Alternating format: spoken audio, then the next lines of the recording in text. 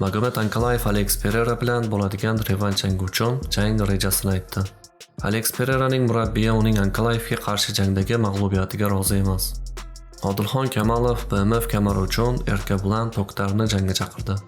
Charles Oliveira jamoasi jang sanasi va potensial raqiblarini aytdi. Video davomida ushbu yangiliklar haqida batafsil bilib olamiz. Videoga like bosing, biz boshladik.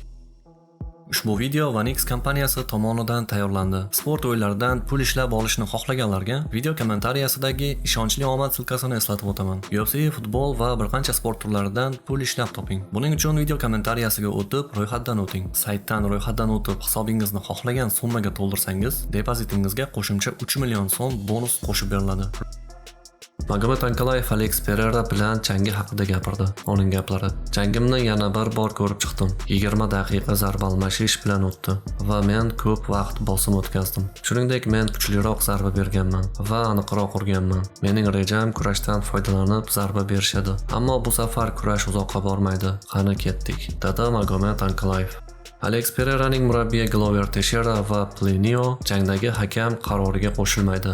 Ikkala braziliyalik mutaxassis ham Pereira 1, 3 va 5 raundlarda g'alaba qozonganiga ishonishmoqda va natija nimaga asoslanganini tushunishmayapti. Teixeiraning gaplari: "Endi bizda mag'lubiyat bor, lekin u g'alaba qozondi deb o'ylayman. U ochkolar bo'yicha yutqazdi. Shuning uchun endi biz jangni qayta ko'rib chiqishimiz kerak. Ba'zi tuzatishlar kiritamiz, mashq qilamiz, qasos olamiz va tarixni qayta yozamiz. Alex avval ham tarix yaratgan va u buni yana qiladi. U buyuk jangchi va men u bilan faxrlanaman", dedi Glover Teixeira. Plinio Cruz: "Hayot ko'tarilish va pasayishlardan iborat va ular bizni maqsad sari yo'lda shakllantiradi. Biz kuchliroq qaytamiz va jamoa bo'lib qayta to'planamiz. Jang oldidan bir haftadagi muhit ajoyib edi. Bu borada uzrimiz yo'q. Pereira yaxshi jang qildi va menimcha u jangda g'alabaga erishdi. Biz biroz qoqildik, lekin yiqilmadik. Bu esa uni va jamoamizni yanada kuchliroq qiladi. Odamlar eng qiyin paytlarda rivojlanadi. Raqobat bizni rivojlantiradi." Mag'lubiyatga uchragan Alex Pereira nafaqat chempionlik kamarini yo'qotdi, balki pound for pound UFC reytingida 3-o'rindan 8-o'ringa tushib ketdi. Charles Oliveira bu yil 2 jang o'tkazishni rejalashtirmoqda. Ulardan birinchisi 28-iyun kuni UFC 317 turnirida. Bu haqida Oliveiraning ustozi Diogo Lima intervyusida aytib o'tdi. Uning gaplari: "Charles xalqaro jang haftaligida chiqish qilmoqchi.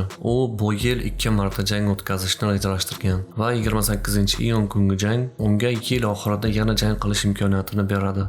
Shu bilan birga Oliveira jamoasi Justin Gaethje bilan jang o'tkazishga tayyor. U menga iyun oyida jang qilmoqchi ekanligini aytdi. Lekin agar BMF kamari yoki unvon uchun jang bo'lmasa, biz jang qilamizmi, ishonchim komil emas. Balki ajoyib jang o'tkazgan va janglarni yaxshi sotadigan Justin Gaethje bilan yoki qiziqishni qanday qilib jalb qilishni biladigan Dustin Poirier bilan revansh jangi. Charles radarda bo'lgan jangchilar bilan kurashish kerak, dedi Diogo Lima. Ma'lumot uchun, Oliveira oxirgi marta o'tgan yilning noyabr oyida Michael Chandlerni mag'lubiyatga uchratgan.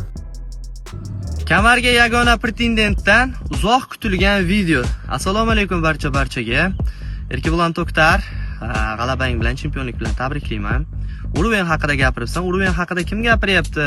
Qariya alkash Farani yutgan odammi yoki navaralariga ertaga o'qib berayotgan Kamilni yutgan odammi? O'zi aslida 4-raundga yaqin Kamilni yutding, sendan gabariti 2-3 barobar kichkina odammi? Menimcha bu narsa sen uchun mag'lubiyat.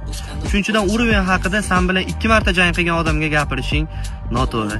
Ikkinchidan, tayyorlan formada emassan debsan, to'g'risini aytsam, hech qachon formada bo'lmaganman. Men uchun mana forma. Uchinchidan, to'g'ri jang qachon bo'lishini sen belgilaysan. Chestga tegishni boshlabsan. Bu safar bu pozada emas, qaysi pozaga tayyorlaning? Ikkinchidan, nechidan bo'lib ketdi bilmadim-ku, seni boshingga tepib, izdivatsiya qilgan odam bilan nokaut bilan g'alaba qozonish nahot senga qiziq bo'lmasa. Nima deymiz? Tayyorgarlikda sen ko'proq qil, sababi 3-4-raundga borib charchab qolyapsan. Biz 5 raund turishamiz. To'g'ri, o'tgan safar proxodga kirishimda ozgina muammolar bo'lgandi. O'sha yillik mazamiz bo'lmagani uchun. Bu safar xudo xolasa kiramiz proxodga. O'shaning uchun tayyorgarlikdamiz. Vaqtini va joyini ayt. Men tayyorman xudo xolasa. Какой привет? Такой ответ. O'zinglar ehtiyot qilinglar. Oshib ketgan bo'lsa uzr. Ramazon oyi muborak bo'lsin.